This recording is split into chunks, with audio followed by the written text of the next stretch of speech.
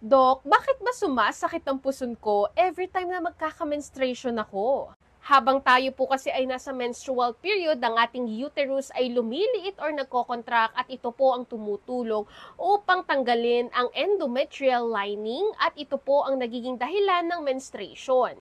Ang hormone-like substances katulad ng prostaglandins ang siyang dahilan kung bakit sumasakit ang ating puson. Ibig sabihin, ang mas mataas na bilang ng prostaglandins ay mas masakit din ng ating menstrual cramps. Ang dysmenorrhea ay pwede pong maging primary and secondary. Kung ito po ay primary dysmenorrhea, ito ay klase ng menstrual pain na walang underlying medical condition. At kung ito naman ay secondary, ito naman po ay konektado sa iba't ibang klase ng sakit.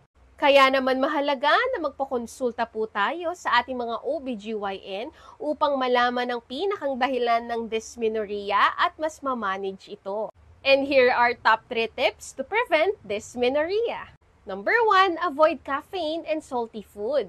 Ang caffeine ay nagpapaliit ng dinadaluyan ng ating dugo at pwedeng maging dahilan ng mas malalang menstrual cramps. Kung tayo naman ay palaging bloated, malaki ang tsansa na ito ay dahil sa mga maaalat na pagkain. Number 2, herbal remedies. Ang pag-inom ng ginger or chamomile tea kasama na rin ng cinnamon ay nakakatulong upang mabawasan ang pagsakit ng ating puson.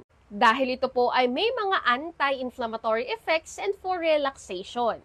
And number 3, you can take probiotics. Maraming mga pag-aaral na nagsasabi na ang intestinal microbes ay tumutulong i-regulate ang metabolism ng sex hormones at tumutulong pababain ang estrogen level na nagiging dahilan ng pagsakit ng ating puson. Bukod pa dito, may mga pag-aaral na rin po tayo na nakakatulong ito sa pag-improve ng ating mental health, anxiety, and mood swings since ang ating gut ay considered as second brain.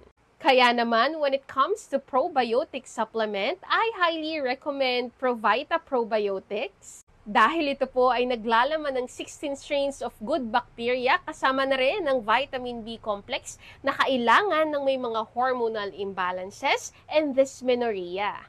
You can take 1 capsule at bedtime at kung sasamahan pa po natin ito ng tamang diet and lifestyle, mas mabilis po nating makukuha ang benefits nito.